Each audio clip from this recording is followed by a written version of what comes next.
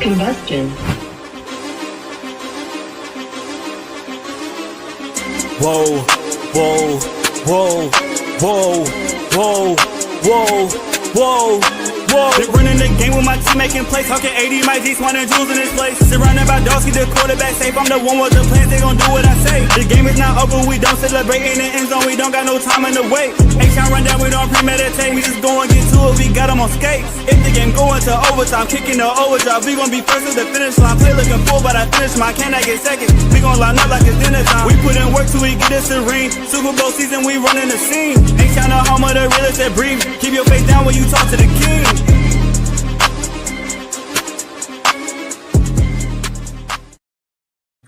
What up, y'all? Welcome back to another episode of the H-Town Rundown. This is your boy AD, and I got my co-host in the building. We got Clay, and we got Auntie Swan. How's everybody doing on this wonderful Friday evening? No Doing complaints. wonderful. How was y'all's week?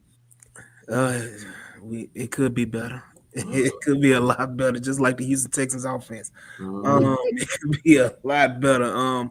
Right now, we are talking about this episode got a lot of components to it, but we're gonna talk about a few things. But we gotta talk about. I feel you, Alfredo. I feel you. We gotta stay positive. We gotta speak stay it. positive. Whoa, that's very positive. Hey, look. Let me tell you this. I Yeah, still got me look. in the number 6. And then here we go. Here we go. Ratio. Jules. Yeah. Oh, there go Jules. Oh, Jules. Jules know how to make your lemonade sour, don't he? In not a good way. Uh, but right now we gotta stay positive. He didn't even get started yet. He just Yeah, brought him off hey, you should have came on. You firing off like that. Yeah. out the gate. But the Houston Texans took another L, man, on Sunday. We went through it on all 22 about the plays, the misses, our missed opportunities. The game was given to us. And that's where we'll start right there because we'll get on this Titans bandwagon, what they call them a slump buster. Shout out to you in the building as well. Yeah, we talk about the slump buster game, but I want to hear y'all thoughts about the Jaguars loss in Jacksonville. First time since 2017, I think we lost Yep. Jacksonville. But go ahead, Clay. Oh my goodness. So we were talking about toilet bowls before the stream. That's what this was. It was a heaping pile of whatever you want to call it. Both teams were bad. Like objectively, no team deserved to win. Jacksonville really tried to cough it up 4 or 5 different ways, and the Texans just didn't want it. And it's one of those things where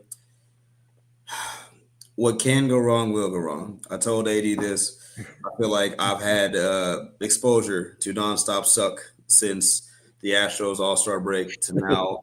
I haven't been able to escape this cycle of suck. And now Jacksonville was a must-win game. Make no mistake, it was. It's just bad. It is really – it just doesn't make sense. You make some growth from last week, right? Or you made some growth from week 1 to week 2. You scored 19. Now you regress, right? And I think going into the 4th, you scored a grand total of 3 points, right? I write, but I currently lack the words for what I saw. And the fact that yet again, it came down to, I don't even blame Nico for the fumble, whatever, but the fact that it just came down to just looking like a college defense could guard you, could strap you up right now. It's an embarrassment. Like it really is. It's an unmitigated disaster.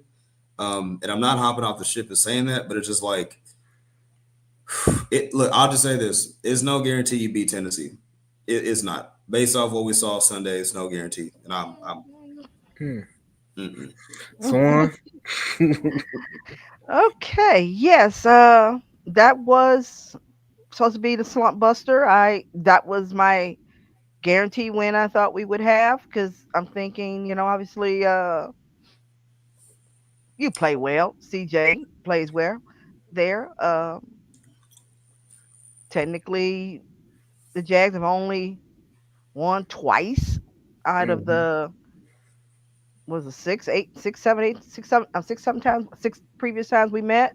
So I'm like, okay, I expect for it to be a little kind of like what the game was to an extent, but I did thought they would have more explosive moments because I was expecting a redo that, one of the rookies was go have a breakout game or Christian Kirk was go get his, revenge Get back. game.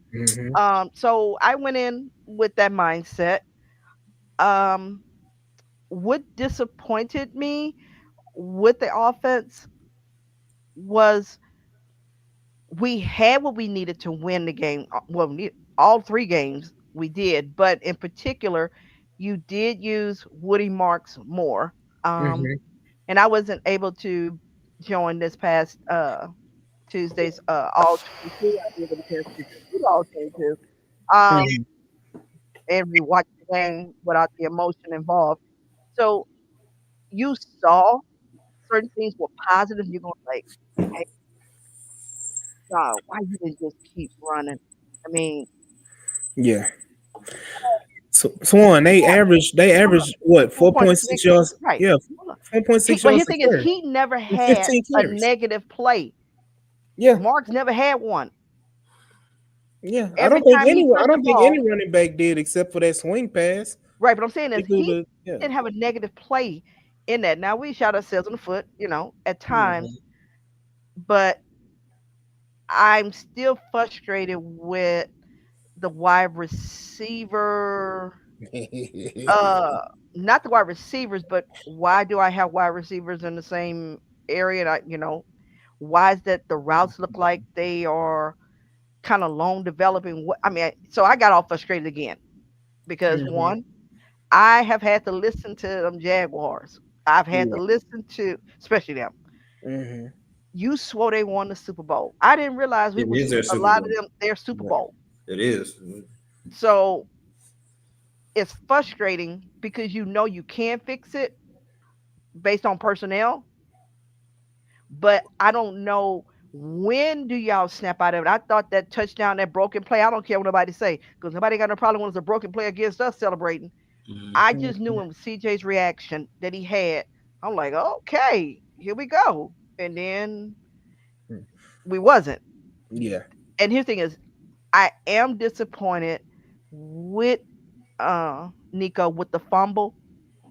because of what happened with Diary. It's you're having a mental lapse Mhm. at the wrong Worst time. possible time. Worst possible time. So that's why I do blame him. It were other things that caused us to lose that game, Mhm. but Mhm. that That didn't was help. a momentum changer. Um, Tay Swan, Ursay, I we were thought he had his moments, but you're playing against Josh Allen. Okay, you knew anybody else would have had a tight end over there to help Chip. You ain't got a tight end that can help Chip. Mhm. Because the guy you would have used would have been Stover. And so I'm frustrated with that. When are you going to bitch Schultz and try something else? And I'm that's just me. I have confidence we will win Sunday. I Yeah. call it delusional or whatever the case may be. It becomes personal when we play them. Even when we were sorry and We we still had beat 'em. different quarterback, before we drafted. I won't say his name because I don't want anybody to get mad. Um, we went up there, beat them when we didn't have anything because it's a source of pride. So if they can't get up for the pride that you're gonna be 0-4 and give Season is Amy right the season Stunk off. Adams No, no, that's or up. Adam Yeah. Stunk, whatever her name is, Stank I That's up. call her.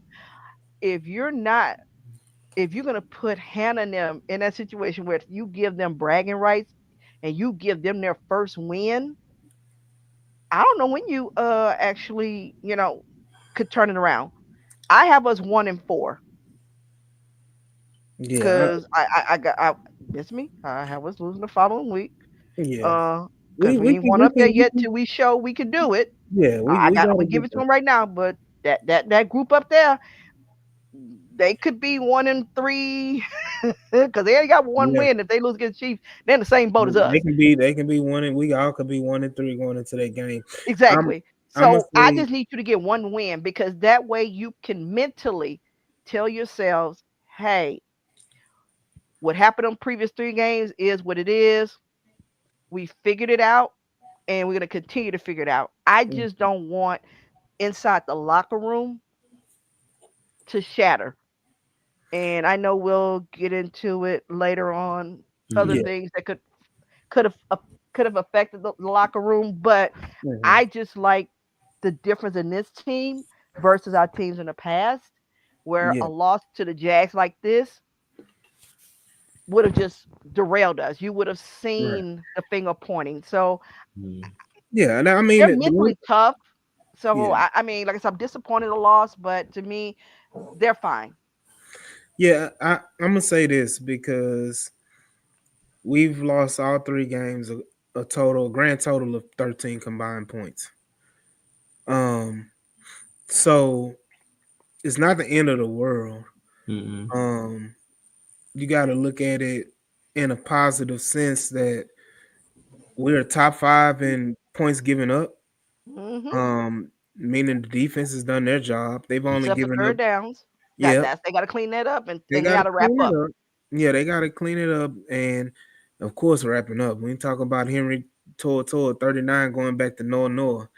Um, but it's just the point of right now. Defense is only giving up 51 points in 3 games, which is top 5 in the league, Hmm. Mhm. and you can literally pinpoint 3 plays, a play each game that could potentially say if We're three this and zero. doesn't happen, We're 3-0. we're 3-0. Yeah. The Dario Gumbawale fumble against the Rams at the Mhm. 17-yard line. Yep. Uh-huh. The missed tackle by Jalen Petrie and the missed sack by Jalen Petrie and Henry Noah Noah Mhm. against the Bucks. Yeah. You Mhm. know Fourth and 10. that 4th and 10 that you Uh, make that play and you sack them, game over. You 1-1 Mhm. going into this. Nico Collins, Mhm. because we were driving the ball, eating the clock. We Yep. were going to make the Jags use their timeouts. And we score a touchdown, take the lead, field goal there. The A field defense, goal takes us the lead. right? I know. I'm getting. I was getting. I was about to say either one. You make a touchdown or a field goal, you take the lead. Now you put a Jags offense who struggled the whole game to Mhm. move the ball. You put them in a position where they have to try to drive the field at least to make a miracle 50, 60-yard kick, which they had previously missed, drive before, to go in and at least tie the game to take it to overtime. So you're Mhm. those 3 specific plays away. I understand, Jules, winning is winning, but we're talking about from a fan's perspective, like you have to take solace. And I know D'Amico Ryans got on with Mark Vandermeer and John Harris, and he was like, I don't want that mindset. D'Amico Ryans specifically said, I don't want that mindset. Oh, we only gave up 2 touchdowns, or we only did this and this. No, no, no. We I don't still want to give lost. up anything. Yeah, I don't want to give up anything. We still lost the game. So the best proponent of us winning is if we don't allow them to score. So if we don't allow them to score, we have a greater chance of winning the game if we giving up 51 points over 30 over 3 games. So I understand that point. But fans, I think the we have to calm down because I could see if we were losing, you Blowing know, out. if we were getting embarrassed. If we were Yeah, getting we like embarrassed, 30-0. yeah, Like, yeah, then that's a difference. But again, when D'Amico Ryans and you hear that we're close, there's some solace to it, and there's some legitimacy to it because you're literally 3 plays away from being the exact 180 of what your record is right now and being 3-0. and he specifically pointed out if we make tackle here, Yeah, if you don't, turn the ball over here, yeah, um, we're yeah. winning. Now, his thing difference is we would be still frustrated that the offense would be anemic because it Mhm. is. But what we'll be saying is, in spite of how the offense is anemic, we're finding a way to win. And that's what quote unquote championship caliber teams do. Because Right. just to give an example of last year, do we remember how the Chiefs were winning last Oh, they year? were winning by They were sure. so lucky. We was getting Look, folks was yeah. getting frustrated. Oh, somebody got a blocked field goal, or they missed a Hmm. field goal, or you converted and it was the goofiest ways they were winning those games. But folks praised them and said, "Hey, they finding a way to win because all that matters was in the win column. Mm-hmm. Get to the playoffs And and you and Twan, they were reset." winning game. They were winning games 17-13, Uh Mhm. huh. 10-7.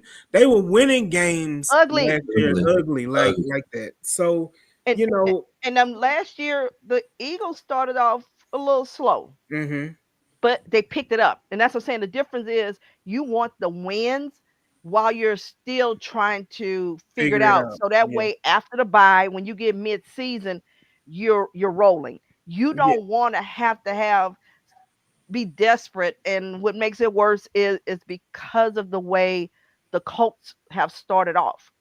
mm-hmm, So now it's kind of like you're chasing, and that's not what we thought we were going to be coming into the season. We felt we was going to be the hunted once again mm-hmm. versus us hunting.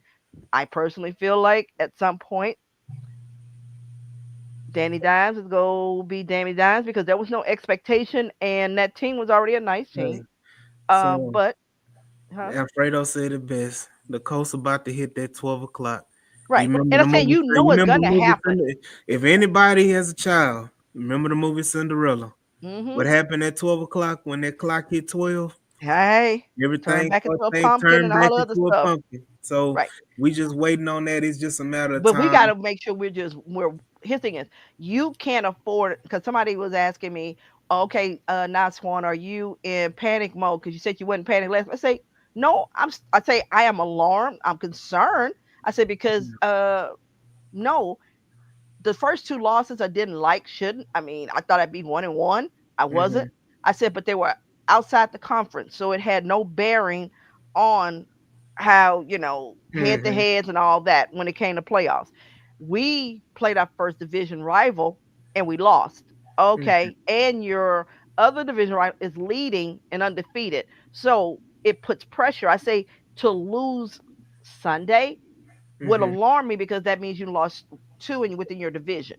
Yeah. So that is, but not well. Oh my gosh, if they don't win, oh my god, no. And I keep telling people, I say you do know that team that they tell me about the odds. I say, but we were that team that did it in Yeah. 2018, and they say, Yeah. yeah, but that's different. I say, no, but if you're gonna put the odds out, we're not saying we could be like that another organization that did it. We're Mm-hmm. saying we are the organization that has done it. Right.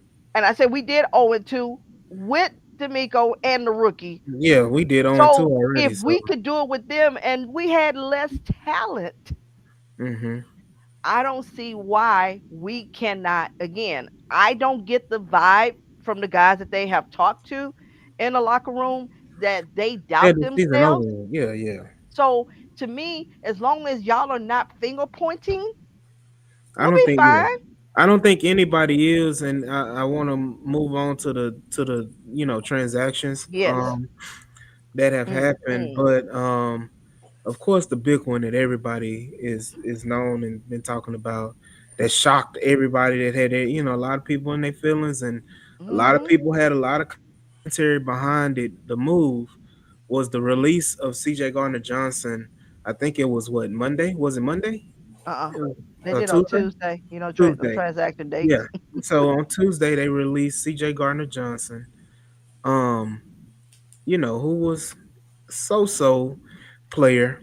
Um, and regardless, I understand there were a lot of exposés and he did this in the locker room. He was doing this behind the scenes. He was doing this. It was a lot of reporters saying, "I've been knowing something. I've been hearing things, but nobody ever said anything about it." Yeah. And you kept quiet and you waited till it happens to, go whatever. At the end of the day, this isn't the first time this has happened with the Texans. This has happened seemingly every year of D'Amico Ryans, where they cut bait Uh-huh. early Mhm. or Yep. cut bait as soon as the player gets here. If it ain't working, we move on. If Um, you're bitching, sorry. If you are, his thing is, I don't think that D'Amico has an issue with players speaking up or how they think they should use because I hate that picture that's being painted that, oh, he out there. because he's a champion, which he is. Hmm. Talented, yes, he is. But what you get to get away with or what you do in another locker room doesn't mean necessarily it can be done in another. That's the whole thing about free agency. Right. Just because And you have the talent doesn't mean it fits the culture. Well, folks say, well, we need something different. Da da da da da. If it's true, you were pocket watching, you out of pocket. so Because your thing is, something had to happen that made them say, you know what, we'll go with MJ Stewart. We'll go get and Childress. And I'm doing this. I told him I'm not doing this after the buy when you could have did it in 2 weeks. You know what I'm saying?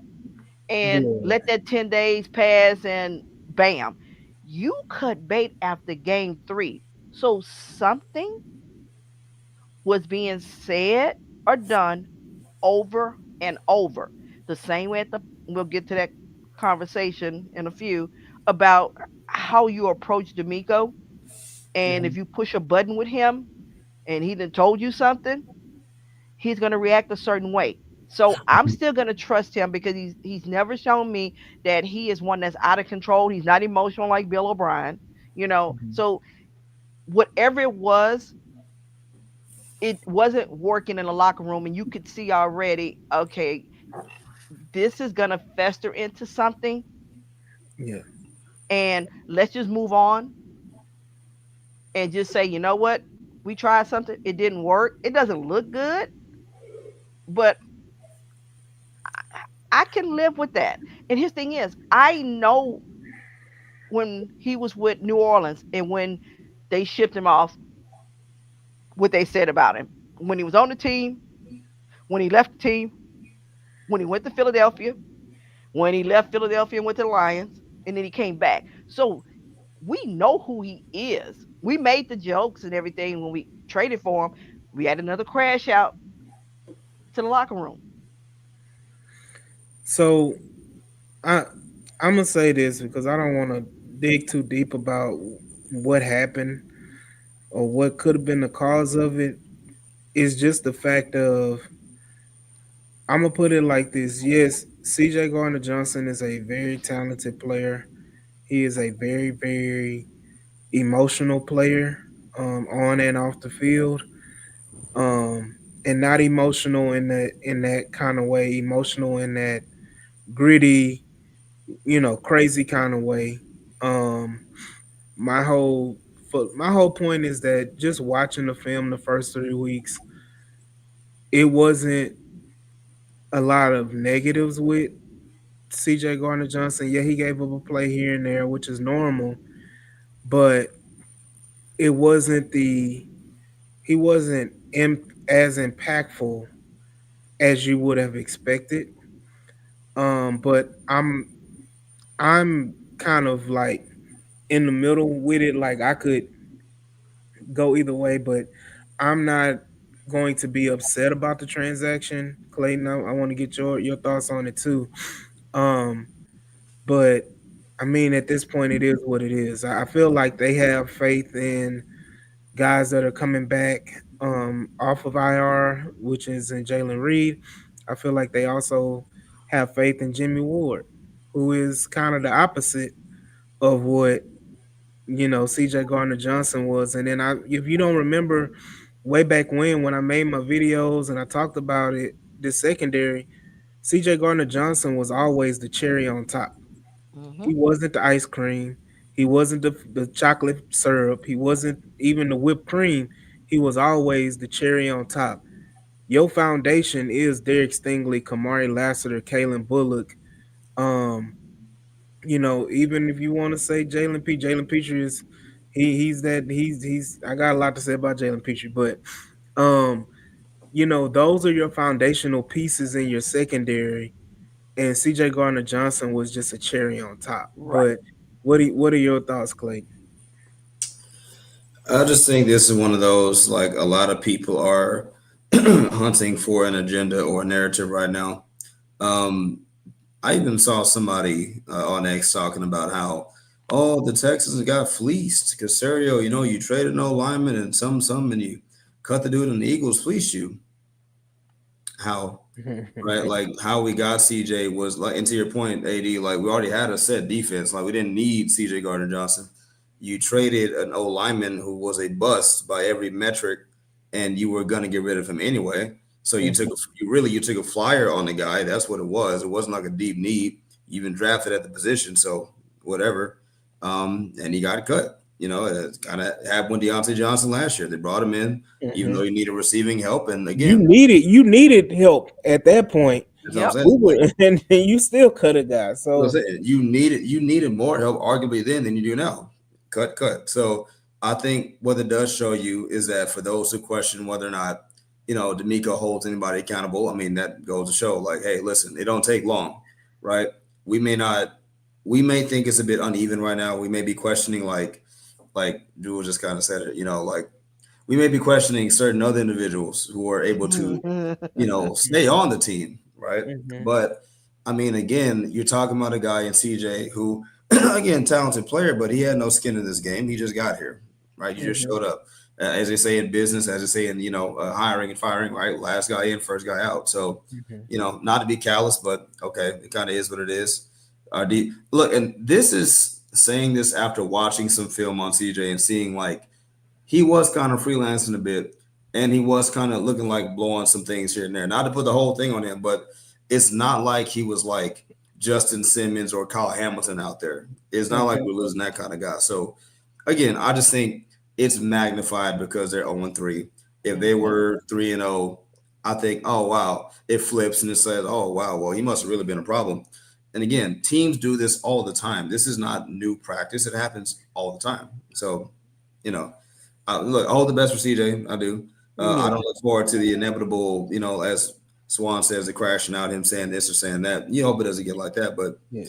you got to. I don't think the Texans did anything to him. And historically, the Texans don't move in that manner where they just do players wrong. They typically do the too much for the players Yeah. for media and fans liking, Yep. like when you trade, players to hometown teams or like, I remember back in the day we traded what's his name? Mark Ingram, who was productive with us, but we traded him to New Orleans because he wanted to go back to New Orleans. Right. We traded players back home wherever, like even the John Mechie and Kenyon Green trades to Philly, those were in the players' interest. Yeah. We giving you a chance to play. Kenyon Green, we're giving you a chance to play, to regain your momentum, whatever, because it's not happening here in Houston. John Mechie, you're not, it's a numbers game. We're giving you an opportunity in Philly to play. Like they do this frequently, and you sit up here and you wondering like what the hell is going on? Why are you making these trades? Why are you making these moves? Why are you cutting, releasing, trading players? I mean, it had, like you said, Clayton, it happens all the time.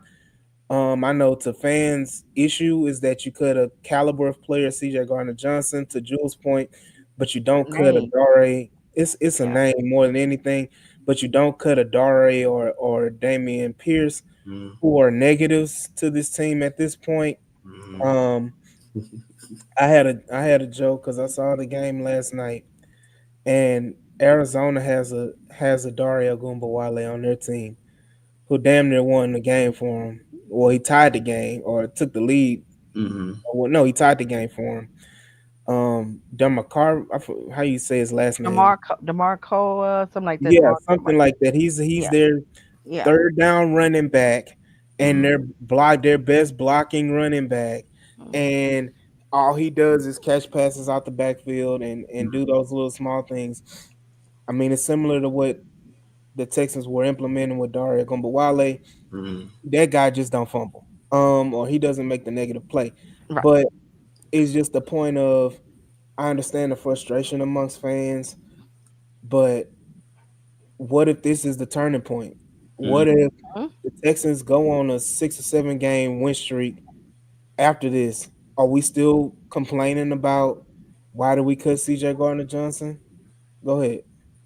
I was just gonna add for anybody who is struggling with trusting, whether or not we lost some gems. Kenyon Green cut by the Eagles. Mm-hmm. John Mechie, love the guy, special teamer in Philadelphia. He's returning kicks, so I'm sorry, but sometimes we just have to get better with just trust the guys who see these dudes every day, right? Like, Mm-hmm. more often than not, you'll have the one out of every 10 who goes off and has a Saquon Barkley year, but that's an anomaly. Most of the time, dudes get released and it's for a reason. Like, even Bill O'Brien, to his credit, to kind of really deep cut this, he cut some dudes, and because it's BOB, we question it. But if you look at the track record afterwards, it's like, oh, yeah, he had a point. Yeah, he wasn't. Some people don't care. They want, like Jules saying, he still would be upset even if we go on a win streak, he'll be upset about the CJ Gardner Johnson thing. But what if you come in and Jalen Reed is a foundational piece? Yeah, Because in training camp, Jalen Reed was looking spectacular. yeah. He was all over the place, going out. We were there when he was making Yeah. those To plays, and me, it's like I want to see my guys I drafted Yeah. succeed more than the free Mhm. agents. Free agents are supposed to be Supplementary. exactly. You're supposed to be able to take me over the top because my foundation is solid and to good to great, and you're a piece that's added. Yeah. You're a rotational thing because it's like, okay, you may only be here a year, 2 years. I mean, look at the other teams that have won the Super Bowl, the two teams Mhm. in particular. They turn their roster over. They fans don't freak out because they win, but Hmm. you can't keep everybody. And his thing is, CJ wasn't even a free agent. He didn't choose us. He got Mhm. traded, and he That's was true. very honest. True. Anybody paid attention, because I did, when they told him they were gonna trade him, he thought it was about the money, and he was willing to try to work it out. But he said, if you're gonna still do it, send me somewhere where I can win. Mhm. And when they said Houston, he was like, oh, okay, because at that time we were considered, to be that up and coming. So Mhm. when he knew, oh, D'Amico defense, that defense, oh, in his mind, what he thought his role would be isn't what D'Amico does. And then you're trying to tell somebody freelance. That's not going to work in this defense because you don't have certain personnel you can't do that with. Okay, just that simple. So I felt like you traded for him, you took a swing, you didn't lose anything because, like you said, Clayton, you would have just flat out cut Kenyon Green. Mhm. Instead, Mhm. you traded, got a piece that you thought would help strengthen strength. And hey, but that wasn't the case. This is not what he wants for his career. This man just came off winning a Super Bowl, and he's just very vocal about it. Like I said, I don't know what all was said or done, but it was enough for them to say, let's cut bait and let's move forward. Mhm. And Yeah. I'm okay with that kind of decision. Don't let it linger and let it come into something that it shouldn't be. Now, what y'all should be asking or concerned about is Joe Mixon. Do y'all want to know about that? Because I do. Look. I'm gonna say this one. I talked about it on the All 22 because a lot of people had questions, and I talked. Jules had a issue about the Joe Mixon thing as well. I'm not blaming the Texans on or putting the Texans. Shout out Al Dickey. I'm not blaming the Texans on anything when it comes to Joe Mixon. Um, and when I say that is because Joe Mixon chose to get an experimental surgery, and nobody. Whenever you have an experimental surgery, it to me it's always going one or two ways: either extremely successful with a great rehab, or it's the opposite, where Mm-hmm. it's detrimental or damn near career ending, and nobody knows. So I don't put anything at fault on the Houston Texans because the Houston Texans advised him against this, and he went and chose to do that anyway.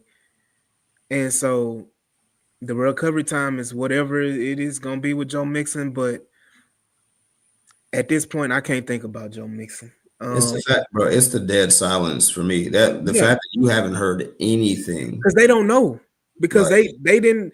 their medical team had no dealings with this experimental surgery, so they can't sit up here and all they can do is give their best efforts and say, "Well, this is what it could possibly be," but they don't know because one, they weren't in the planning phase with the surgery.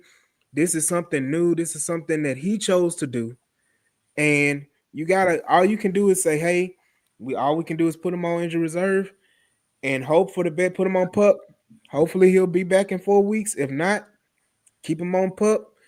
When you're on public, you ain't gotta talk about it." So, Yeah. because especially when you don't have the answer, so I would rather them not say anything than Mhm. go out and give us false hope or give us some BS and say, "Oh yeah, we expect Joe back by week 8 or whatever, whatever."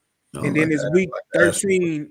I mean, we had issues with the whole Christian Harris situation last year. Hmm. Mhm. Mhm. So you learn from that, and you know what? I'm not gonna say nothing. I'm just gonna let it be. It's and let it play out. And Texan fans, I think we've all come to the conclusion like the Joe Mixon situation is what it is, and I don't think any of us are going to expect to see Joe Mixon anytime soon.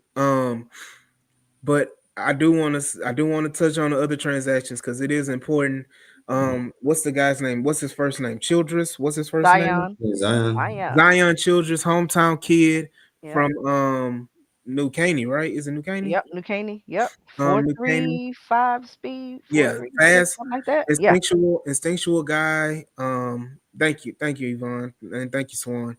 Um, yeah, I kind of am intrigued about him. I know that some Dallas fans were kind of Upset. Mhm. upset about it because they felt like they were gonna be able to kind of stash him on Mhm. practice squad and ride out, but he is in that nickel role, in that Petrie role, whatever. He's a guy that can kind of thrive in that because he is a downhill guy. He is very physical. He's athletic as hell. He's a guy that can really be a young piece to this team going forward. I like then the fact that they, just outright signed him, giving him an opportunity shows that they have a lot of faith in him. Mhm. Also them putting Jacob Johnson on injury reserve. Jacob Johnson has been horrible. Hmm. People love the signing. Oh, we gotta have a Hmm. fullback. He needs to make the roster. Whoopty whoopty whoop. Jacob Johnson, watching the all 22 the first 3 weeks, Jacob Johnson has been horrible. He's been predictable in the run game. He is not as great a blocker as everybody wants to proclaim or say. But He has, he had one good moment, and that was the block punt because that was him that did it. So he had his one moment. No, I'm saying one shining moment. yeah, look, Swan. I'm gonna One say shining this. moment. He had that That one that shining one moment. that one shining moment, that's wonderful. But I've seen too many times that Oh he's no, I agree caused. with you. I'm saying is Yeah, if it yeah, yeah, wasn't for the punt, I mean that block punt, I yeah, wouldn't know yeah. Look, who all in I the can hell say, he was because I ain't seen anything he did other than know, and that was right, special teams to be technically one on the offense. right. But that goes back to where you can kind of question certain decisions on Mm-hmm. when you made up Roster the construction, 53. yeah, Because you know I'm still Team Mitchie. Uh, because that is the one that bothers me the most. Because it's like I kept saying, remember Clayton? I said if I have to keep anybody, Mhm. I would rather keep Mechie. Obviously, Kirk was gonna be here, and you choose between Barrios and Justin Houston. I had an issue with two injury-prone guys, but they made it all the way through camp. 53 man, and you get hurt on a Wednesday. Both of y'all with hammies, and I'm like, mhm, but it is what it is. Justin Watson, what are you doing with him? Nothing. yeah. Um, Barrios, you didn't even he ain't even played yet. healthy scratch, Oh my healthy scratch. god. Um, So it's Oh. that type of thing. So when I look at the what you Mm. say, Jacob, whatever his name is, yeah, yeah. it's Jacob. those that add up. Nico. So I can see where fans can be upset because it's not one particular thing, it's the small things that add up. So you go like Jacob, Mm-hmm. you go with Barrios, you go with Justin Watson, and then you add in the Gardner Johnson thing. So that while losing, Pew, pew, pew, pew, pew. Hey, he that's what was she going no off. no hold up. But Look, the thing is these the that's what same you type of get. guys that other teams do the same thing. The problem is we at times do have success. We've had success with it because let's face it, what did we do with Derek Barnett? Hmm. Um Yeah. Tim Settle, you know. Yeah, So we have guys. Foley is disappointing this year, but he wasn't last year. So we've right. had guys that we've brought in off the street, and you could say cheap or not, which that's what other teams do. You bring in cheap labor, and you hope those guys can make some kind of contribution. We just seen this year, not that many is working out right now. Well, I Uh, mean, that's what happens, when you buying Tam Ford instead of Tom Ford.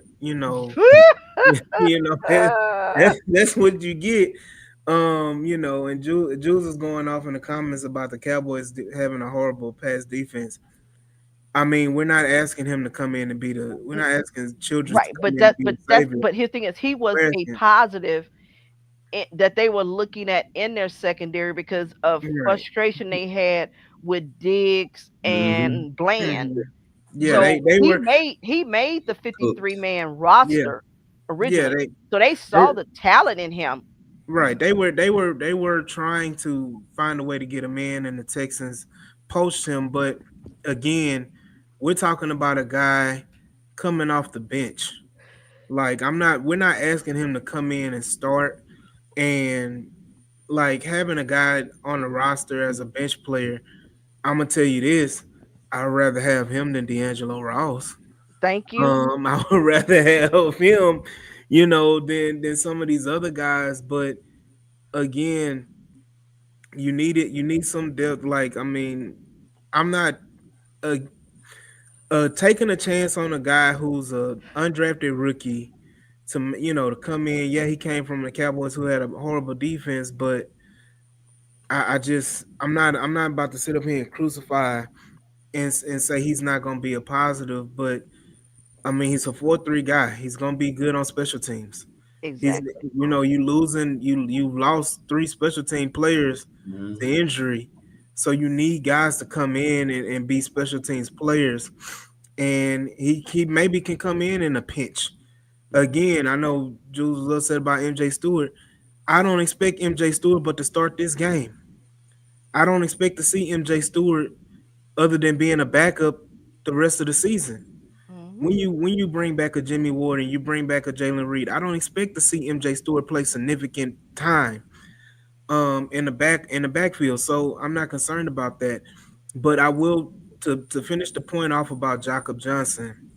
And Clayton, if you had any additional thoughts about Jacob Johnson, let me know. But um to me, this is and I know Barrett and Terrell and others have said it, as well. This is a blessing in disguise for the Houston Texans offense. Because you forced to play Um, the guys that be yeah, drafted. if it forces you to play a Bridges Brooks, it forces you to not rely on Jacob Johnson as a blocking threat or blocking this when he can't block. It allows you to change the way you run the football. It was almost a given. Anytime you saw Jacob Johnson in the game, you were running the football. Mhm. Hmm. Like that's what it was. Jacob Johnson in the game, oh, they running it. Hmm. I mean, it was a telltale sign. Like there's no creativity in it, and sometimes you have to, especially first time play callers, you have to put them in situations to make them more innovative. Um, Damn, and Jules. I Juice mean, is It's on like team. you've okay. been. Yeah, Juice Oh, on team. good grief. But we're trying to be positive I about know, it. and I'm like, man, you over here trying to make Um, folks sad. but Well, listen. I look. I think again. I'm speaking as a very cynical, jaded individual right now. Look. Not to bring it back to Kaylee too soon because we're gonna get there, but no, we there. We there. Okay, Okay. cool. I'll cook up then. So basically, like, okay. So what bothers me about this is you're right. All these things can be blessings in disguise, and it forces you to do X, Y, or Z and not be so archaic and all these things like that, not be predictable, right? Mhm. Why does it take the circumstance to do your job for you if you're Nick Haley, right? That's the full circle moment here where why does it take Jakob Johnson getting hurt? Why does it take all these receivers and guys who weren't good or who had bad attitudes to get cut? And I know that's a defensive thing, but still, like, Be, in this pot of stew that we got going on right here, this suck be, stew that we got, why did it take all that for you to say, like, Swan said, off stream, to tear it down to the studs and probably play ball like you should have been playing the whole entire time? Mm-hmm. That's what bothers me. And I get it. but If you know you're willing to, why? But you know why? When you're inexperienced, you don't have anything to refer back to. All you know is what you know right now, and that's anything in life. Think about it as a parent. You're a parent, all, for the most part.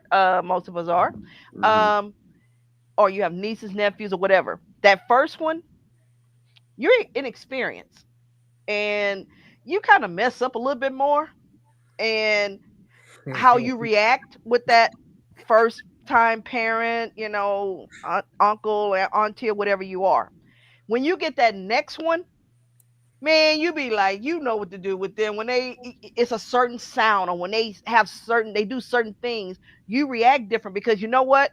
I can go back on what happened with the first one.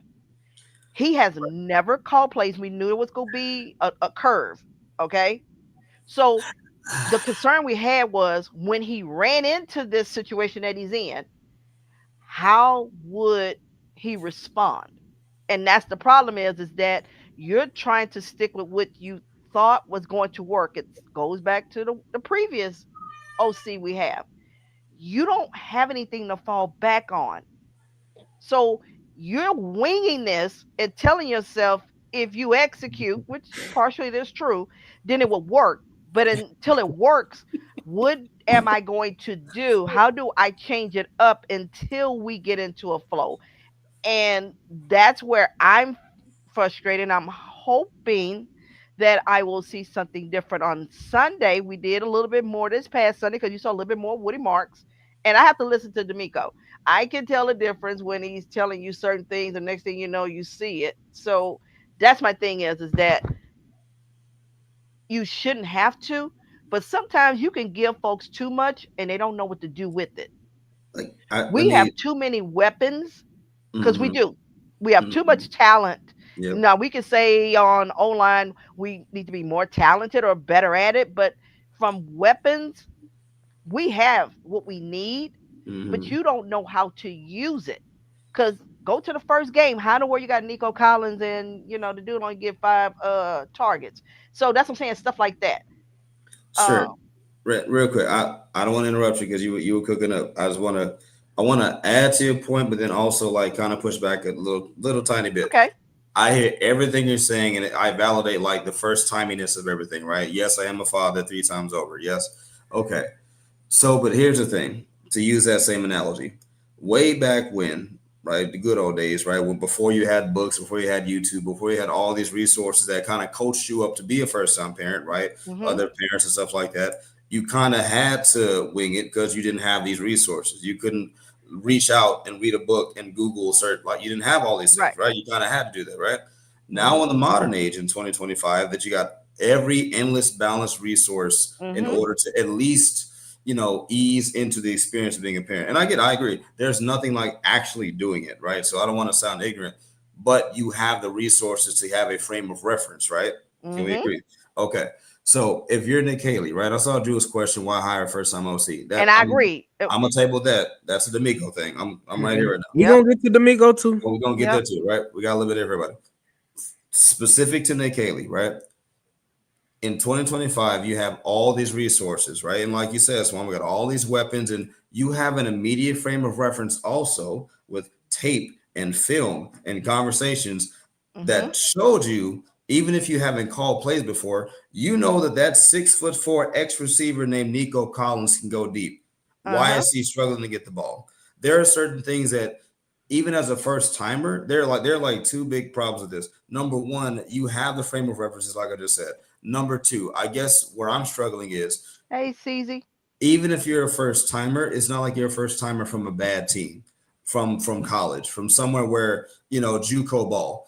You were with the LA Rams, right? Now again, Right. fill me in on when he got there, right? I don't want to give him like a Super Bowl ring. 2021, I No, think. he was Right, there 2 years. He right. got there So right so after the Super Bowl. I'm sorry. okay, so it wasn't, but still, you were able to absorb and sponge in greatness Mm-hmm. up close. Even if the Rams had not won Super Bowls, you knew what excellent, at least process looked like, right? Uh-huh. Even if they didn't win a Super Bowl, you knew what quality He was looked in like. the NFC Championship game last year. That's what I'm saying. So you were there. So I hear the newness and the nuance. I get all this stuff.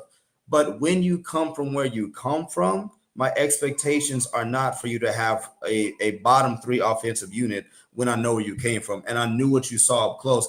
And it doesn't take a rocket scientist to know who you already have and what already worked the season before you got here. I Yep. made numerous pieces about this one, and I'm gonna shut up because I don't want to step over nobody. I And I made can numerous I can tell you I what the made problem is. listen, I One, made numerous he pieces. he wa- he wasn't No, no, he lied. I'm just gonna put it out there. He lied. Listen, he He sold listen, us a bill of goods. That it let, listen. wasn't let, gonna be let him Patriot. It wasn't gonna be hold Ram. on. Huh? Let Clay Hold finish. on, I'm about to be done. I'm about to toss over. And again, we talked about this off stream. I'm not making this a Bobby Slowick thing, but I am only for this reason. When even Bobby Slowick, who my hand up in the sky to say I was out on him, right? Even he had no problem featuring rookies to do anything. He Nope. made CJ look prolific. He made Tank Dell look prolific. He had Nico cooking up. We can at least give him that kind of credit. When Uh-huh. your predecessor, who we kind of had a hand in running out of town directly or indirectly, did all of these things, you can't make a guy who's 30 pounds heavier and with a tenth of a 40 time faster than Tank Dell and Jalen, you can't make him work.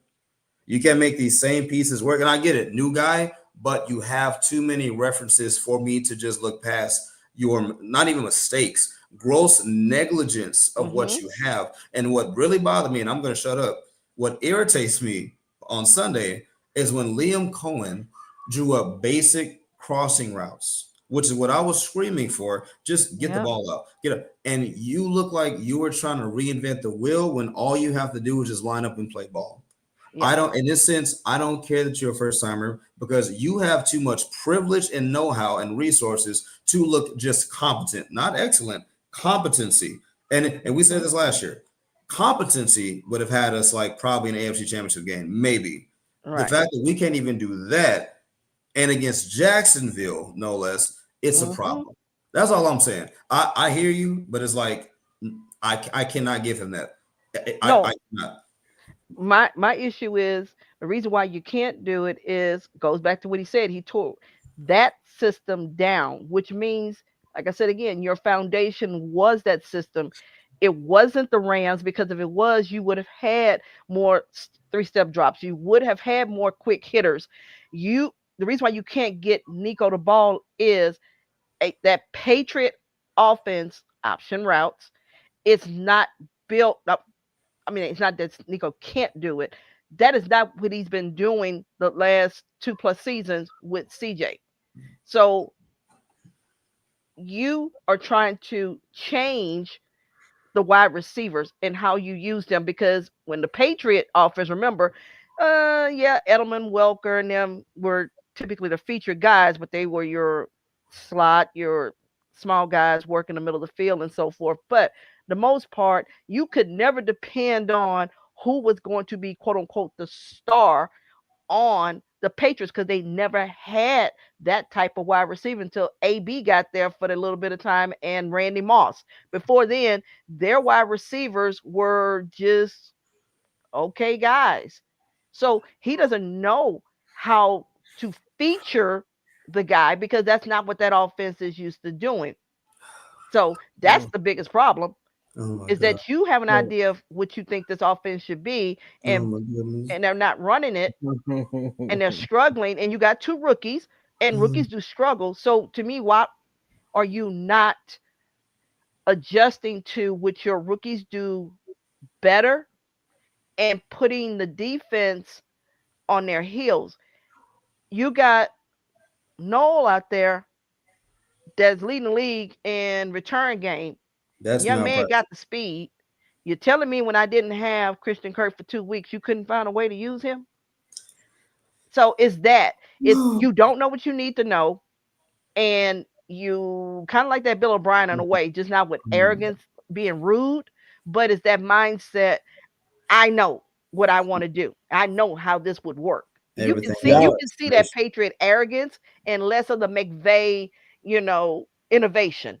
now I'm gonna say this because everybody's kind of tipping around. I know we're being positive, or at least trying to, but let's be honest. Nick Caley is out walking out there like he don't know what the hell he doing. He ain't got a clue on what the hell he needs to do, on what would work, or how to make it work. Oh, Nick Caley is in so many words, you know, operating. I don't even want to go down there, but because I was gonna say something real nasty, but he is operating with with no no possible. I'm about to say, find it, find Yeah, it. no, like I'm really trying to not say what I want to say because But then say yeah, yeah, it, like say it, my he brother. he's acting sped right now. Um, and he's incompetent.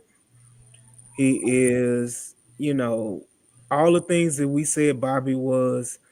He's Say it. exemplifying it. Say it. He they want me to say it. I'm not gonna say it. I'm not. Look, I'm Right, in this Yvonne. I'm in this light of positivity. I gotta be positive. Well, If and you look, know, not, if you We know, can you still be know. positive and recognize that the yeah, just inefficiency or Yeah, I mean deficiency. like I said, the guy don't know what the hell he's doing, and he's just out there just doing shit. He just If throwing he's stuff willing to against the strip wall, down the play and calling and get just it's do the not. basics right now, Swan, you can it's he not can even get out of that. this mess. His thing is Swan, all you have to do is go in there and ask. I'll say, right, Like go in there and like ask, like what what are we you don't know. comfortable with? We uh don't know. huh. Like that's what you should have done That's where day ego. one. And first of all, why do you have an ego when you are a tight ends coach your whole life? You are a position coach. You never been an OC. You never had play calling duties. You never. This is brand new. I understand it having confidence in yourself, but be humble. Be humble Oh, and silent, recognize that you don't know what the hell you're doing. silent H. Oh So no, I look, and somebody said it. I mean, not to go too much into Miko yet. I mean, we're basically there, but no, and that's exactly why.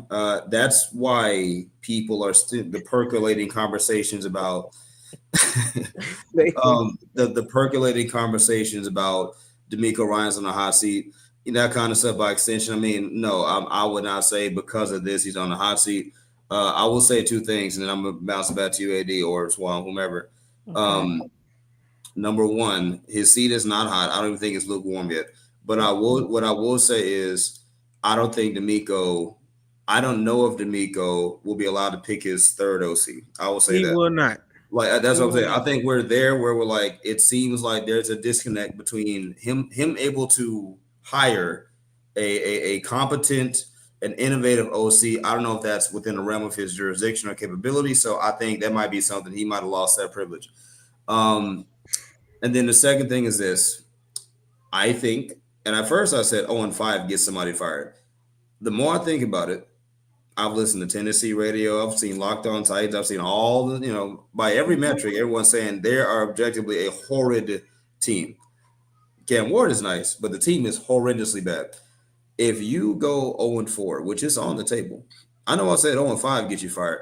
I think to Swan's point, this kind of 0-4 is like a almost like a death nail to where it's like somebody probably got to go, like same day type stuff.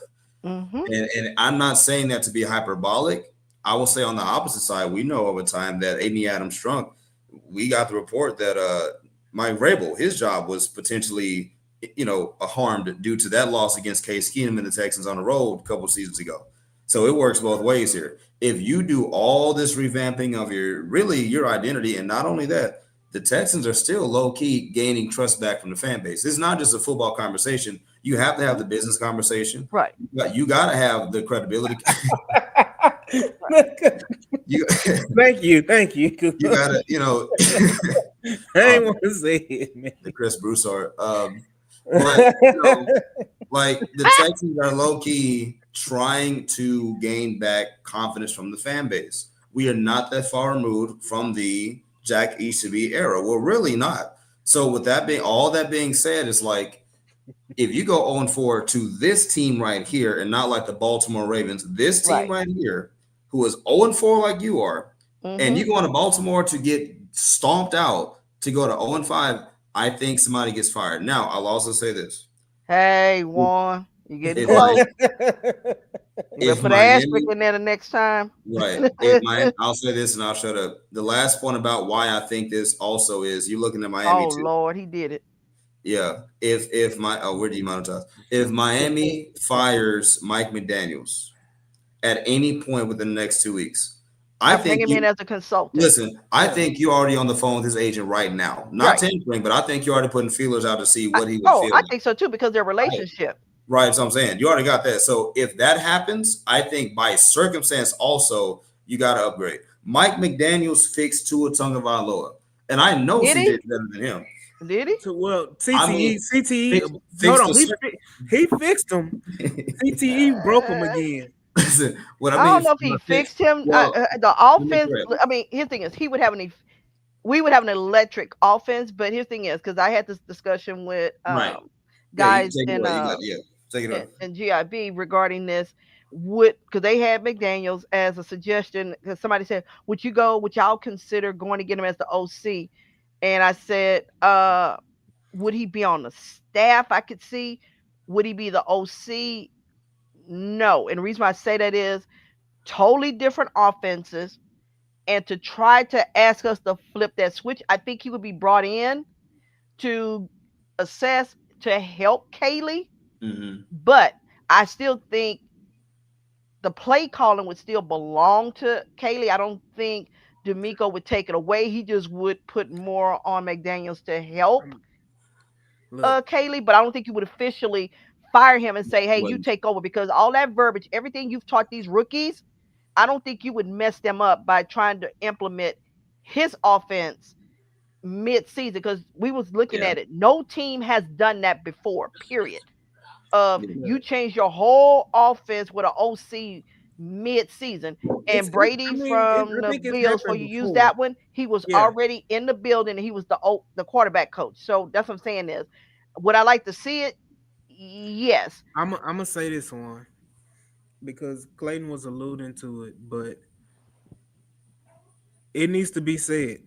I know that D'Amico Ryans has a lot of pills, so he has a lot of leeway. But if they lose to the Titans and you start 0-4, it should not shock the fan base.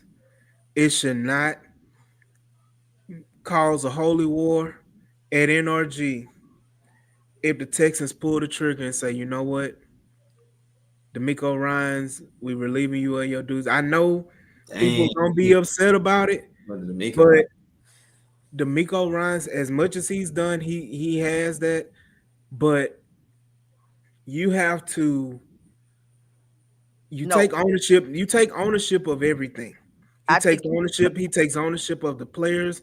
He takes ownership of who they bring in with Nick Caserio. Like, he takes the. To me, Caserio would go first. Oh, look, I'm not Swan. I'm just saying, because I'm of the assumption that Caserio is likely gone at the end of the season, regardless. It's just the whole point of, like, you take all these bullets. You take the bullets for Caserio because Caserio doesn't answer any of those questions, because D'Amico Ryans is up at that podium every week having to answer for Nick Caserio's mistakes. Mm-hmm. Mhm. But you, Um, but you hold know on. Hannah and them see I know, that. hold on, I know. Mm-hmm. Let me land. Then you see D'Amico taking the bullets for these players' mistakes, Mhm. Mm-hmm. for what they do wrong on a daily basis. Now he's up here taking the bullets for the last 3 years for your offensive coordinator's mistakes, your coach's mistakes. You're taking the bullets for all that. You ain't 50 Cent. You ain't taking all these bullets and living, brother.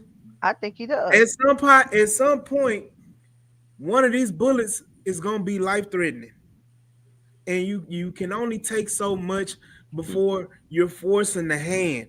Because if you lose to the Titans, there's a there's a if you don't make changes and you don't do things differently, if you don't make a full 180 on a lot of things that's going on in that organization, you're gonna end up with a top five pick.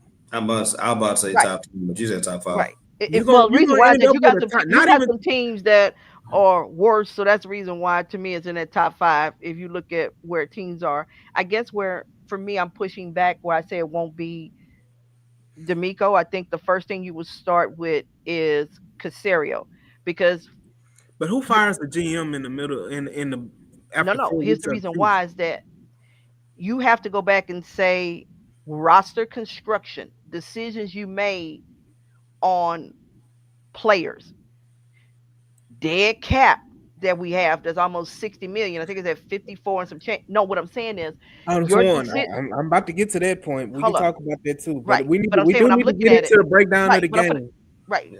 But let me land it Go here. ahead, go ahead. D'Amico has fault in it. They both do. But I think he would get quote unquote the opportunity to select another because I don't believe that D'Amico alone picked Kaylee. I feel a lot of influence of Casario in that because you saw where you had a different O line coach had never coached this type of inside zone scheme, and then you had Bobby Sloyd who came from San Francisco. So it was like, okay, hey, you went and got your guy, and that didn't work. Pop, Kaylee worked together several years. It's that Patriot. I hate to give credit to him, but I will. Doc Payton, when he said he hated the Patriot system, that's what he saw. He didn't care what we told him. He saw it. I didn't. I thought the young man would have a mix of it. So I think because remember, Casera was at the door, and it was D'Amico coming in and changing quote unquote the culture that saved his job. Let's just be honest, and the fact that CJ and Will and all them, took off the way they did. So I don't think the McNairs want to be the one to fire a third black head coach after folks said D'Amico shouldn't want to go there because that Yeah. organization they care about image. They do. So I'm gonna say this one, and because we need to move on to the game breakdown. It's a good topic we need to pick back up. But I want to before we do the game thing and you can do this, I want to talk about something that was very critical to me and it was at the podium. Yeah, we're gonna get to that. We gonna get to that part. I'm gonna say this, because we can move that up, but I'm gonna say this. If you go and you let Nick Casario go, more than likely he's gone at the end of the year. Let's say you make it through the season and you fire Nick Haley and D'Amico Ryans gets a third OC. If the offense looks as terrible as it is, and you look anemic as a team, Mm-hmm. and you end up, let's say you get marginally better. So we're not gonna claim it. But if you have a terrible season this year and you basically 8-9, 9-8 the following year with another OC, everybody's gone. Yes. Yes. Mm-hmm. And the thing about it is that if you gon' if you clean house, you gotta clean house. Like, and I don't know if you can have a substitute GM for a year and let them, whatever. If you're gonna clean house, you need to clean house all the way. I have a and guy in and mind. it, and then that may be keeping everybody for another year. This is how And if we were to lose it, this is what I think would occur. You fire Casario, uh, and whoever is the assistant GM is who would be operating at that point. But uh, Rand Carthon from the 49ers. mm, you talking about the one that got That team Tennessee in the shape they in right now? they No, fired. no, no. Hold up. First off, that was him and what's the Vrabel having a difference of opinion, and that goes back to Amy Adams. Wasn't Rand Carthon the one that traded AJ Brown? AJ Brown for and got No, no, no, Traylon no, Burks. no. That wasn't him. That was That what's his wasn't name, him. Robinson. No, Okay. Robinson's the Oh, one. That's what got him okay, fired. okay. Yeah. Oh, So I feel bad. We putting that on that man. yeah, trying to throw the black man. Don't do that. My fault, bro. Let all it just all bled together, but Right. continue. I'm just saying.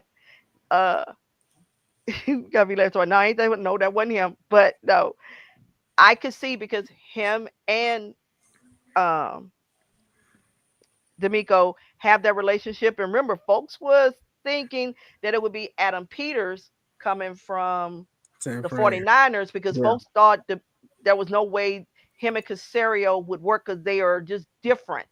So I could see where he would be quote unquote hiring his GM, and you could find a situation where you'd have a Mike McDaniel or some other type of, you know, coordinator that fits into what that has experience, Hmm.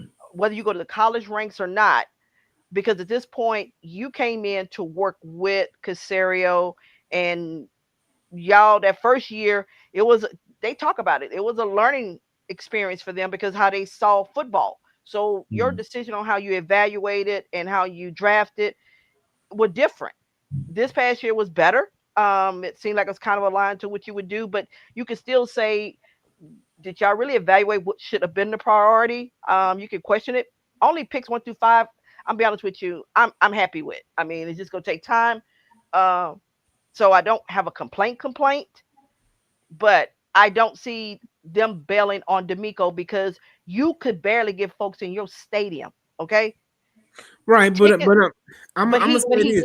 but he changed that. So and his other thing is, how will players react I to? mean, you're gonna have it, but my whole point is that I you think get you to a point, lose the and wheels. I think like Will well, Anderson. I think you well, lose I'm gonna that. say this. I'm gonna say this because it was brought up by Rodney Bryce. I'll bring it back up again. If you can't beat Tennessee, I right? don't have doubts we're gonna win. I know So folks hold put out on. there. I know we I'm got a, to I put it no no out no there. no no. I'm just because we have to Hmm. acknowledge there is a chance that we can go out there because we said last week, oh, there's no way we losing to Jacksonville. We got Jacksonville number whoopie whoopie whoop and went out there and laid an egg. It's just the point of if you lose to Tennessee at home, you there. If I hate to be the negative one, but if this team goes 0-17, there's no possible way you can bring D'Amico back. D'Amico, nobody survives an 0-17 season. Nobody. So if you can't beat Tennessee, who's arguably the worst team in the league, and you can't beat them at home, Nick Casario, gone. D'Amico Ryans, gone. Nick Yep. Haley, gone. Matt Burke, gone. Anybody else in their scouts in the front office, gone. You have to completely Mm. clean house. Now, We're speaking not, of we're not cleaning there. I will cleaning acknowledge. house, I will acknowledge we are not there. We are not there. We're nowhere near there. But if that so happens that you end up and you have one of them seasons like that, We there's hope. no way in hell. Everybody gone. yeah, He right. gone. You have no choice. And that's the point I'm at, Swan. If you lose to the Titans, you might as well say you losing to everybody else on your schedule. Because Arizona's improved. Seattle's improved. See, I Buffalo is pass. Buffalo. You like Yeah. I understand the reservations about Arizona, but they're an improved team from what Hmm. they've been. I'm Hmm. just saying, I'm not saying they excellent, but they're improved. Doggone Seattle's improved. 49ers are 49ers. Buffalo's Buffalo. Like you still got to play the Colts, who are looking like they're improved this year. That's your schedule. That's the rest of your. You still got the Ravens. Yep. So like that is your schedule. If you can't sit up here and you can't beat the Titans, and you might as well say you're not going to be favored. You should not be favored in any game Any other the game rest after of that? this season. And if that's the case, and you sit up here and you turn around, and again, I don't. I'm making this clear. I do see the Texans winning this game on Sunday, but if we so happen to lose this game on Sunday, you might as well say we're going to go either 1-16 or 0-17.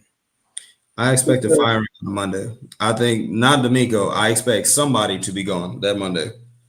Like you, I'm looking at.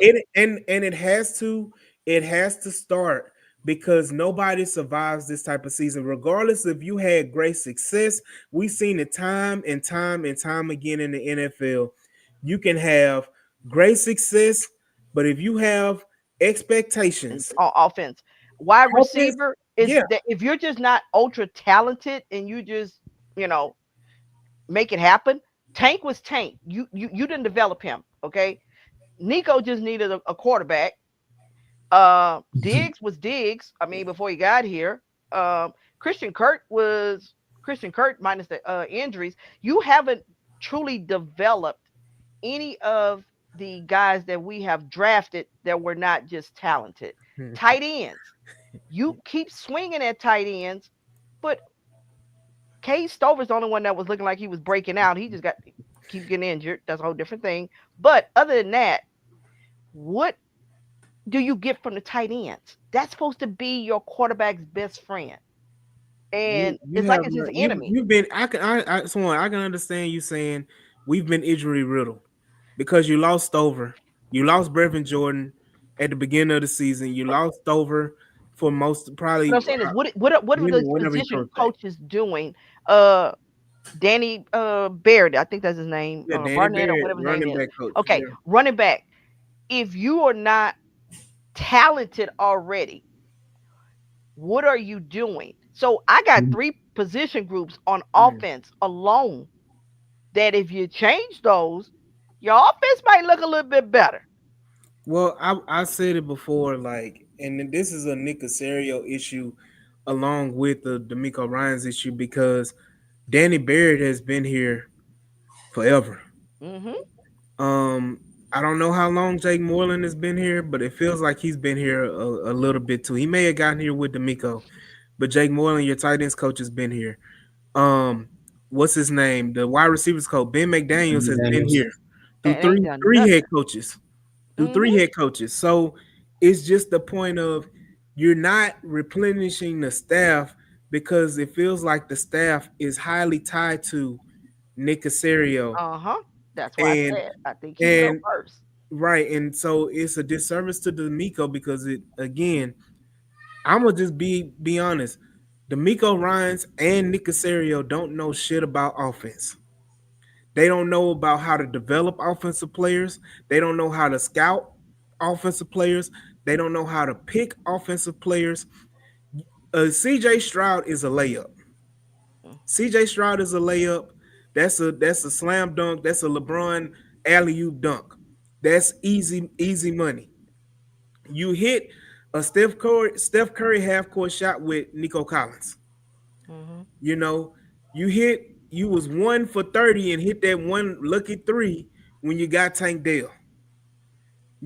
And you hit a bank shot you hit that old man bank shot when you got what's his name? Damian Pierce. Like those are your successes on successful players on offense so far. You Dang. walked in the building with Laramie Tunsil and Titus Howard. And all you had to do was find three offensive linemen. You couldn't Hmm. do that. So yes, Nick Casario is a big problem, and I know we going way over time. We on a rant right now. It's a lot of issues and it's a lot of frustrations because of the way this team is played. and we may just skip the pick 'em and all that stuff. We'll get to that next week. All we need to know is are the Texans gonna win? But it needs to be said that frustration with this team, everybody has to be accountable. Nick Mhm. Casario gets a bulk load of it, but so does D'Amico Ryans. So Mhm. does D'Amico Ryans. He has to take a lot of blame. And I'm not saying, and let me make this clear as well. I'm not advocating for D'Amico Ryans getting fired. But if you keep doing the same thing over and over again, it's called insanity. And expecting a different result, it's called insanity. You Mhm. can't, D'Amico Ryans cannot keep doing the same things over and over, taking the bullets over and over again and expecting a different result. Mhm. And I'm gonna say that, and because we can go into the breakdown of the game, and I know Swan, you want to talk before we do that. I know you want to talk about the things that were said that also irritated me, which just epitomizes what this team has gone through and where we are, not only as a team or organization, but how our media approaches the game and how a media approaches the team, which makes us in totality, these first 3 weeks of the season is some loser mentality when it comes to the organization and how they've operated, the media and how they've operated, and in turn, you get the response of the fans in that line of, you know, the line of operation. Go ahead, Swan, because I have my own point when we talk about the interviews that took place this week with D'Amico Ryans, CJ Stroud, Matt Burke, and Nick Caley. Okay, so I'll start with uh I'll say CJ for last, and that'll lead into what you want to talk about. So Mhm. let's go with Nico.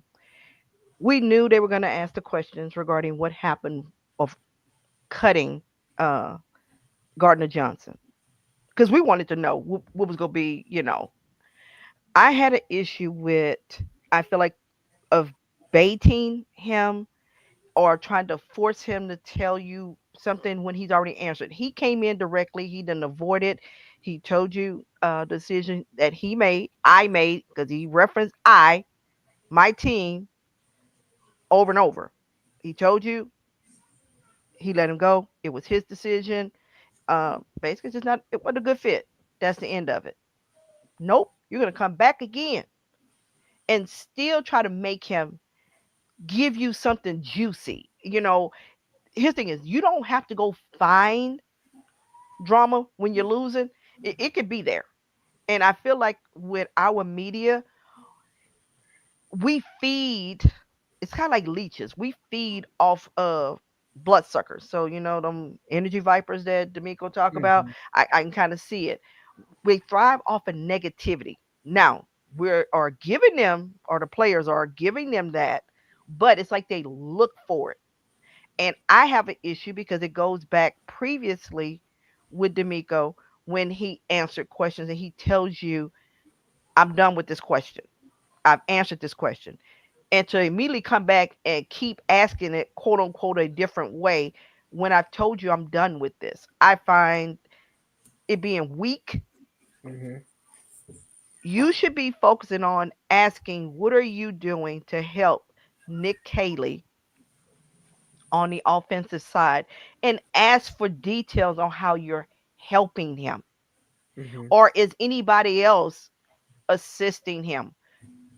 Talk about CJ. What is it specifically you're helping CJ with? Not that we talk. Well, yes, we know y'all talk all the time. What are you talking about? That is what I want to know as a fan. You say we sit and we go through it and we talk about, hey, what did you see here and there? Well, can you tell me what was some of the responses that he gave you? Um, then we get to Nick Caley. Great question that was asked. I don't remember who it was. What is it about this, Patriot offense? Why we keep trying to do this? And you could tell that immediately he got defensive, and he was about to say something, and then he came back. He said, "Well, no, actually, it's not. Uh, this was torn down from down to, you know, basically the foundation and built back up." A smart journalist, media person would have come back and said, "I'm sorry, you said you tore it down. Speaking of building, if anybody's built a house or anything, I don't care. If you tore it down, it meant the foundation was that. So why did you start with that foundation? What is the foundation of this offense? Y'all, they let him get away with the word salad thing, and then you get Mhm. on air or you go to your podcast and you go on Twitter, and then you talk about what he didn't address. You had him right there for the follow-ups, but no, you want to go for the juicy shot that is going to blow up and you get all of these on your pages, versus are you really trying to deep dive into what is going on in this offense? Why does this quarterback look like he is um what boo boo? I had to find the right word. uh why does he look like boo boo? I don't get it. There's no way that the league has figured him out. There's no way this young man has forgot how to play football. Now, we can look and say his decision making makes you think that. And then I will lead with this, the cherry on the top. Folks, I don't care what cap he is wearing. All I care about is I'm 0-3. And to Mhm. be as sensitive as we are, he don't love Houston. He ain't repping us. He want to be out of here. Okay, so the foundation, his mom, his sister, everything they do around here for the city, he don't want to be here. Okay, great, wonderful. Uh, he ain't repping. The man has been repping the Astros even this past spring, wearing their apparel when he don't have to. So he told you it's about a fit. I understand that you're sensitive about your Astros. I'm Definitely. sensitive about the Astros, but not to the point that I'm upset because he wearing a Yankee, Mariners, whatever. I'm not even looking at the cap he's wearing. I'm trying to figure out, I'm trying to hear him tell me what the hell is going on. Not, oh, you know what? You coordinate. For y'all that don't know who that is, the late Jonathan Witherspoon. Bang, bang, He bang, over there coordinating, okay? I don't care he coordinating over there. I need you to coordinate on the field. So tell me what you need from your OC. What do you need from your head coach to be able to coordinate on the field? I gotta channel this one. Give me a second. Swan. So CJ Stroud, he ain't ripping the city, Swan. I'm a Astros fan. I love my city. Do or die. Houston all day long. I need my quarterback, even though he from Los Angeles, California. I need him to be Houston down. Day one Houston, cause he my quarterback. I don't care. He hurt my feelings cause he put on a Yankees hat, cause they are rivals, Swan. We rival the Yankees, Swan. We rival the Seattle Mariners because they in our division. And he ain't Houston. He hurt my feelings because I'm an Astros fan. And because CJ wore that hat, the Astros may not make the playoffs, Swan. He ain't down enough for What? Houston, What? Swan. How do we He get ain't here? he ain't repping my Rockets because CJ wore that Yankees hat. Fred Van Vliet tore his ACL. That's I'm not it's not all on I'm not laughing CJ. in vain. I'm sorry It's about that for all y'all. CJ. It's all CJ fault, Swan. He a jinx? He a jinx, Swan. He ain't down. He ain't did nothing for the city like JJ Watt did for the city, Swan. He ain't for the city like JJ Watt. JJ Watt came to the game with a Houston Oilers jersey on, Swan. That's how down he is for Houston. He stole all that $72 million from Houston, but he down for the city. He was down for the city with Harvey because he got up and said something. That's how down I want CJ Stroud to be. You can't be wearing these hats like this, Swan. You can't do that. You repping the Houston Texans. You repping the Houston of the Texans, Swan. So you gotta represent Houston. You gotta wear nothing but Astros, Dynamo, Houston Cougars, Rockets. You know, you can't wear nothing. Hell, you can even wear an Arrows hat. You can They wear ain't even Rice, a team no more. TSU. You know. You can't do nothing but wear nothing but Houston. I don't want to see you in nothing. I need to see you in nothing but Rockets jersey. I need you in an Elijah One jersey on this Sunday. I need you in a Clyde Drexler jersey. I need you in a James Tracy McGrady jersey. I need you in a Jose Altuve jersey. You can't wear nothing but Houston. CJ Stroud, you gotta rep Houston. That's disrespectful to us fans who live and been here since 1913. We've been living and dying in Houston day one, but we gotta be mad about the Yankees hat. You gotta be repping Houston, CJ. You can't do nothing else but rep Houston. You can't put nothing else on. I don't want to see you in those baggy pants. I don't Oh my want to see God, you in yes. none of that. I don't want to see you in no boots because that ain't Houston. That's New York. I want to see you in nothing but J's and just jerseys and just matching, man. You gotta rep that H-Town blue all day long. See, you can't wear nothing else, CJ. It gotta be red, blue, or white, CJ. You can't wear no black. You can't wear none of that. You ain't repping you. You are not Houston enough, CJ, and that's a problem. That's And a that's why your problem. games suck. That's why you trash not because you sitting there wearing the Yankees hat. Because you sitting here wearing the Seattle Mariners hat. That's why you can't throw touchdowns now. That's why you can't see Nico Collins on the field because you're too busy wearing the New York Yankees hat. Oh my goodness. That's what makes me mad.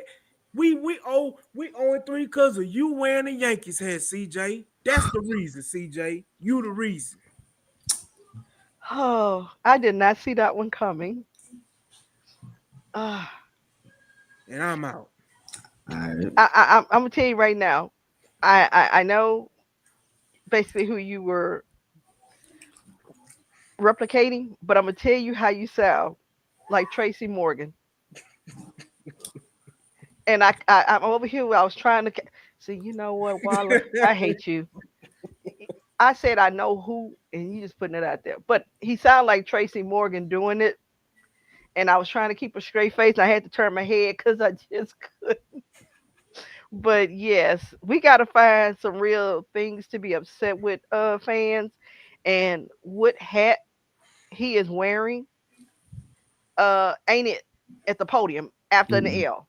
Mm-mm. So on this Sunday, if we get the win, if he come up there and he wearing an A's hat or a Dodgers hat, because Mm-hmm. y'all know he is LA everything. So will we be upset if we get the win and he wear the hat? Be petty. Be petty, petty Pendergast. Be petty, petty Rumpkin. Be all of the petties. Be well hell. Nah, I was about to say something else. Let me y'all go ahead. We can go on to the Titans Mm-hmm. game. Sure. No. If I was CJ Stroud, I'll wear a Raiders hat. I'll wear everything LA for the rest of the season. You get out of here with all that. I You man, mess around and come with the Golden State Warriors hat on them. yeah, man. No, no, Put no. that He doesn't need on. a dog. No, no, no. Because remember, we played them, and they're the reason they said we cheated, and that's why they didn't win the World Series. So that's saying that's why I stopped be petty. I Yeah, would be all Dodgers up there answering your questions. yeah. Like, come on, with the Dodger blue. Now, Yes, the, it yeah, is I wear all that of with it. that Dodger blue hat. I come in That with a. I jersey. come in. Look, I come in with a Dodger Jackie Robinson jersey on Oh and yeah, the Dodger hat. Not what. yeah. Now what? But let's go on, man. Let's talk about the game because we already hour and a half in. Let's talk about the matchups. At the end of the day, the Texans got to win the game. Yeah. Texans got to win. Tennessee is horrible top to bottom. Cam Ward is not a threat at this moment. They don't have any weapons to really scare you. No. Derek Stingley, does he play? Not doesn't really matter. Me personally, I would sit Derek Yeah. Stingley this game. Yep. They'll Let save him him for the heal. Baltimore game. Yeah. Yep. Calvin really is in almost his 10th year He's in the boo boo. league. He boo boo right now. Look, he is in his 10th year in the league, and they have to get him specialized glasses to help Glasses. him catch the No, football. they own That's how bad fans he are is. upset with him. It's like, come on, dude. All So, they said all he needed was a quarterback. yep. Cause they said it was because he was playing with sunshine, which Mm-hmm. to some extent, Yeah. sunshine can have an effect on you. Cause my boy BTJ got the yips. So I don't know, but Elick, is that how you pronounce his name, from Stanford? That wide receiver, he Yeah. is the truly only one. I mean, is good, and that's his only receiver. But that's it. I mean, they're hurting because I think I know who it was. AD, if you were to scroll back up, that indicated Mhm. that their defense is supposed to be this. T Sweat is on IR. Yeah. That was So it's Jeffrey Steven that Simmons said it. time. So when they stuffed the run last year, trying to run up the middle between them two big guys, it wasn't gonna work. Well, Woody Marks is a little bit different, and you don't Yeah. have the other big guy there. So they're struggling in their defense in the run right now. Something else we didn't talk about, part of that matchup. Ladarius Sneed saying Nico who? He said who? And He didn't say Nico. He just said who? he said I'm who, when and they look, asked the Twan, hold on. question, he said Twan. who? I understand. Look, I understand us as a fan base can use that as ammunition. I'm gonna tell you this right now. Landry Locker. Shout out Landry Locker. But I'm getting on your ass right now. Why the hell you gonna ask Nico Collins that? Like you know Nico, it's been brought to him. Why are you asking him a question and expecting him to say something? He's not. Like, he ain't gonna let his game speak. Why ask the question? You know the answer. Stop asking redundant questions. Yes. He Go knew. ahead. He heard it. Go ahead. But Yeah, you at the saw end of but the day, you Snead has saw been that the doing DB coach tried to hurry up and the next yeah, day clear that up because yeah. he knew, man, why in the hell? Hey, that boy has been doo doo. Snead has been doo doo. Uh-huh. Since he left. Tennessee, Chief. Tennessee is where semi good players go to die. And we Basically, Mm-hmm. said that. basically. Like Yeah. wide receivers, if you're a wide receiver, Even you go there, you go die. you're gonna Tyler die for Lockett sure. looks like I mean Tyler Lockett who? That man has Yeah. looked good, solid his whole career, even getting older. Mm-hmm. And look at him. I forgot he was even on the team. So Right. Remember they said that was gonna look. be the help because it was like the one thing you could depend on. He was Mr. Dependable. He Mm-hmm. was gonna catch, get down. He was your ultimate possession receiver. Mhm. And he goes. The previous year they remember they had Tyler Boyd from the Bengals, who was good with the Bengals, but he went to the Titans and what happened? They let Mm-hmm. him go. And that's what I'm saying is I will say with Cam, I expect him to make plays. Only reason why, until D'Amico Ryan shows me that he can handle a dual threat running type quarterback, until you show me you can do that consistently, he can do some damage. So if Mhm. they have not tightened up their coverage and taking better angles, better discipline, having a spy, it could be a close game. I still expect that our defense, he will be able to get him in the end simply because he doesn't have the weapons necessary to do the damage that he could do. And I expect Will Anderson and the rest of the boys to get after it. Yeah. And I expect the secondary to go back to what they were because all those guys have played together over the last 2 years or more together. Mm-hmm. So it's familiarity and communication. You won't, it'll be better. So I Yeah. expect them to win offensively. This to me is truly, I'm going to see what Kaylee is because this is where you let Nico go off. You don't Yeah, let somebody say who, and you don't say, you know what, I'm gonna give you your opportunity to get your get back, and this also will help our offense. Mm-hmm. And if he don't walk away with at least 10 targets, at least that's the minimum I want to see. yeah. CJ, Nico is gonna be on the mindset of I gotta make up for what I messed up anyway. right? Mm-hmm. But then you And said who? yeah, So yeah. I understand that, and I understand that point. any I ball just going his way 50-50, I need them to be effective. Defense is going to win this game regardless because Tennessee's offense is not that functional. Their offensive line, they're missing two starters on the offensive uh-huh. line. They have injuries across the board. They're not going into this game. And let's be honest, most fans, media, hell, I'll even say the top of the organization wants Tennessee to lose this game so they can get rid of the coaching staff Mm-hmm. in Yeah, Tennessee.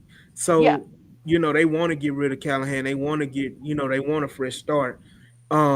Which We need to honestly go is pick. what they We need should to. have Hey, by done. the way, if they do, we need to go pick up his daddy. One of Yeah. y'all need to get in the Yeah, car pick and both of them up. drive up to Go Tennessee. ahead, Swan. Go ahead and bring the Sprinter van up there and pick both of them Yeah, up. And okay. I'm Yeah, on yeah, yeah, yeah. yeah. Go get his So daddy. yeah, both the son too. Bring Yeah. both of them Oh, yeah, down you here. ready to Bring start yeah, too? Yeah, you can. Cause yeah. fine. Yeah. Um, but going back, because Clayton, I'm gonna let you go with the matchups. What matchups you're interested to see or what you're expecting in this game? And I'm gonna just say it with me, like I said, it's always the trenches. Mm-hmm. Ariante Ursary had a hell of a game against Josh Hines Allen. He's not going to have that difficult of a game because they don't have the edges like that in Tennessee. Is he going? He needs to have a very very dominant bounce back game to kind of reset himself. Mm-hmm. And I'm expecting that we hopefully we see a Juice Scruggs. Um, Left guard. just Juice Scruggs. We don't need the back and forth with him and Lakin Tomlinson. Mm-hmm. Um, and it's the trenches, and I'm expecting Will Anderson and the Neil Hunter to just go crazy and sack Cam Ward at least 2 or 3 times this game. But I go got ahead, 5. go ahead, Clay. Mm-hmm.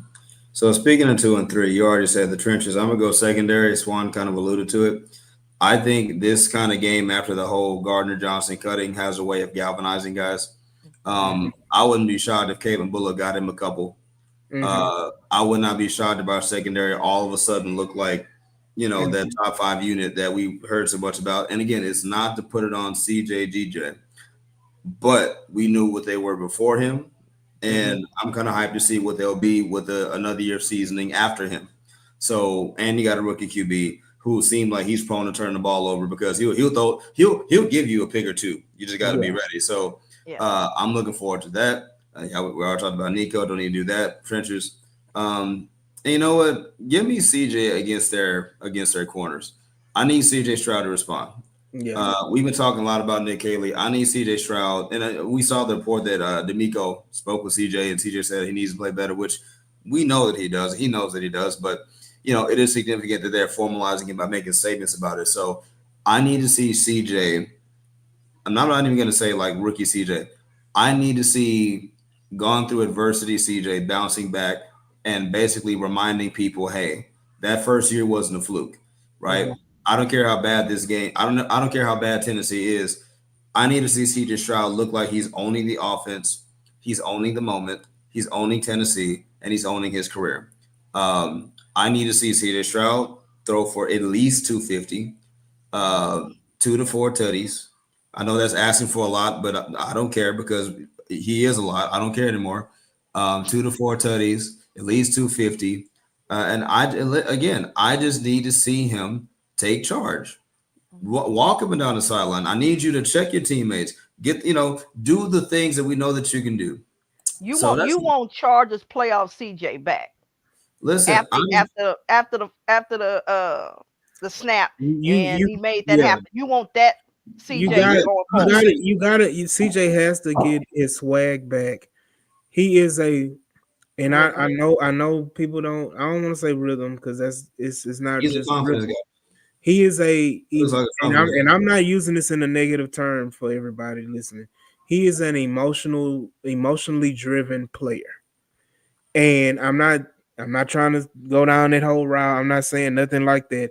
I'm saying if he gets in the right mindset and the Mhm. right like he comes in, like you said, confidence.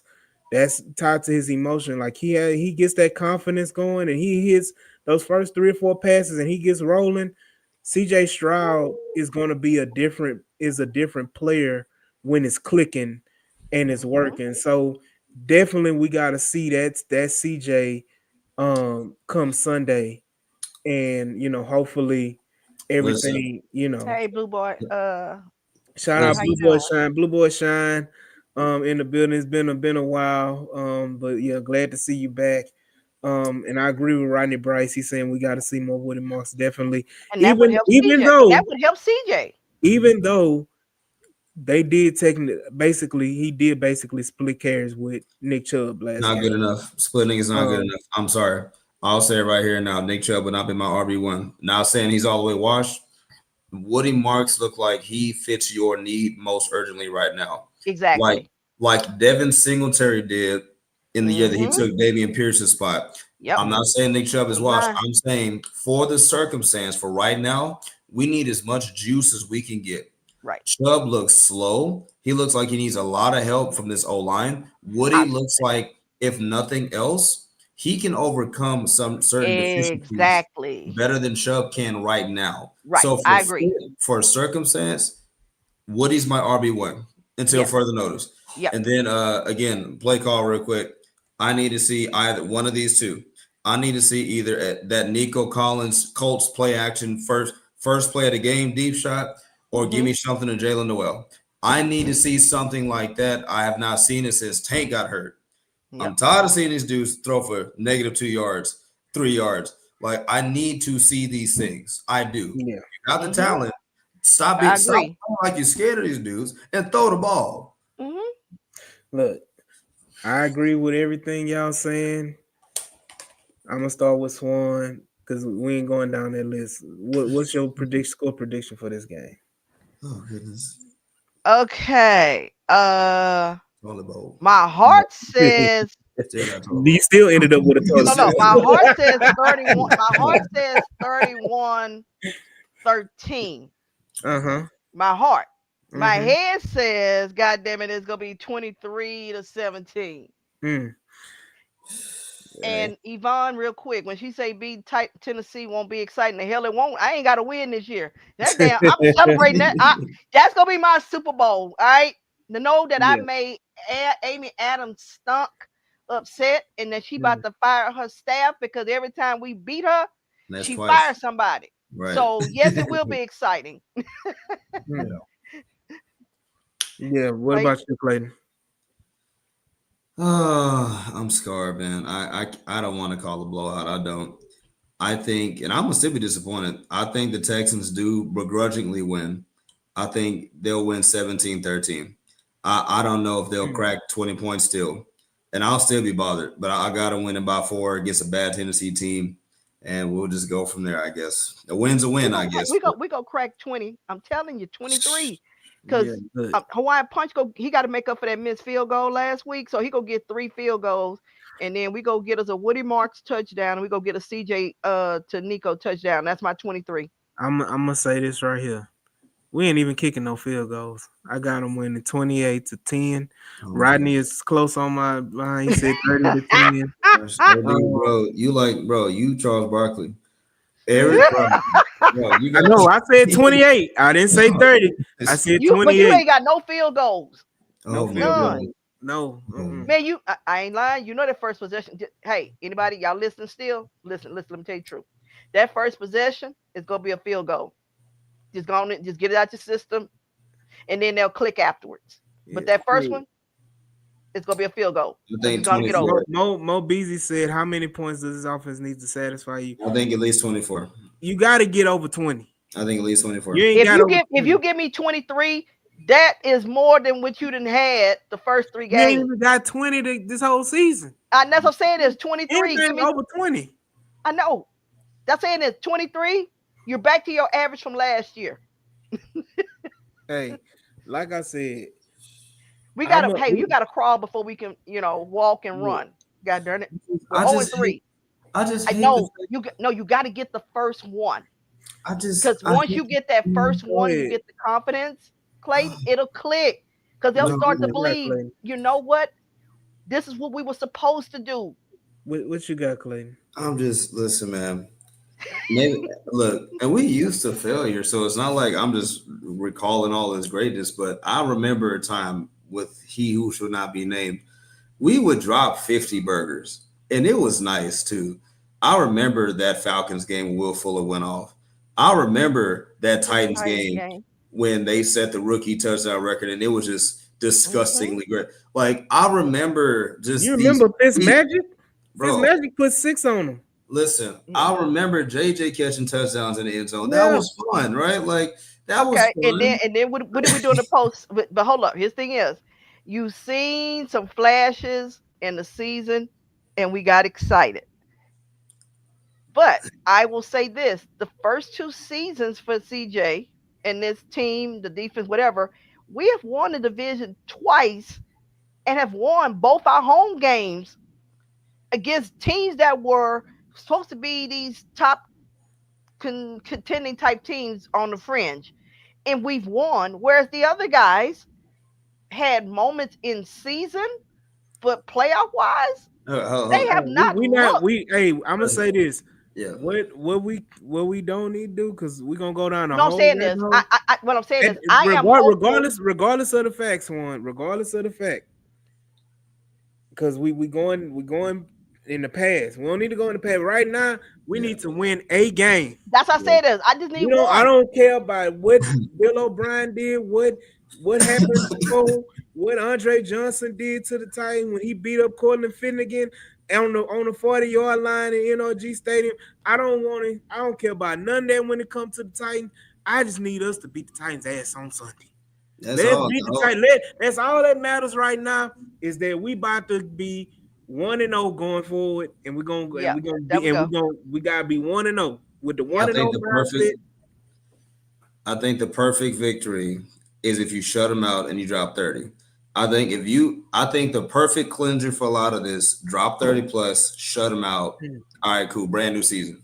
Yeah, you still 1-3, but I think you do something like that. Okay, Yeah. cool. We got some. Man, let me win 23-16. I'm still happy. That's what you're missing. I don't have a W. Look, So I I don't just want need I the don't want to W. have to leave NRG early because I'm gonna make my way down to NRG. I don't want to have to get up and leave early. I want to sit there and I want to sit and relax. I want to wait till them people get on the field till the ushers Yeah, when they be talking, before we hold on, leave. hey, excuse me, hello, hello. Yeah, I'm waiting. I'm waiting on that. But all in all, again, Blue Boy Shine. I'm gonna say this point. His point. He said offensive line is the reason for dysfunction. I don't believe. No. We're not gonna let that fly because the offensive line has been not even marginally greatly better than what they've been the past 2 years. The They're number not So two. where we need them to be, but they are still yeah, better. They're they better. are Yeah. better. They are better than what, and that's with the movement all around with Jake Andrews injury and Ed Ingram injury and Cam Hmm. Robinson starting and new moving all these moving parts on the offensive line. Offensive line has gotten a lot better. So I'm not going to sit up here and go down that. Um, down that route. I hit me on, I saw. Man, I'm not gonna tell you what, man. No, that, but y'all know I'll be in the stadium. But You know who I all am. in all, appreciate everybody for joining us on this episode of the H Town Rundown. Appreciate y'all for staying and rocking with us. We will see y'all. Not we, but we will have playback running on Sunday. So y'all be sure that y'all go ahead and sign up for playback and catch us on playback on Sundays and on all 22. So be sure to catch us on that and sign up for playback. H Town Rundown on playback. Again, y'all go ahead and make sure y'all like, share, and subscribe to this podcast. Um, it helps us out tremendously. And y'all go ahead and check Clayton's workout at the Crawfish Box, House of Houston, Battle Red blog as well. He has a lot of things going on, a lot of great Yeah. articles. So y'all make sure y'all check Clayton out on all his different platforms as well. And y'all check Swan out on Spaces on Gridiron Bullies and all of the F around and all that on Twitter. She come Now, if in. you come to talk about CJ Caps and then his Yeah, clothes, yeah. no, don't come see me. Don't come see me. She gonna light you up. But all in all, again, appreciate everybody for joining us. We will see y'all when we see y'all. Peace. Swarm.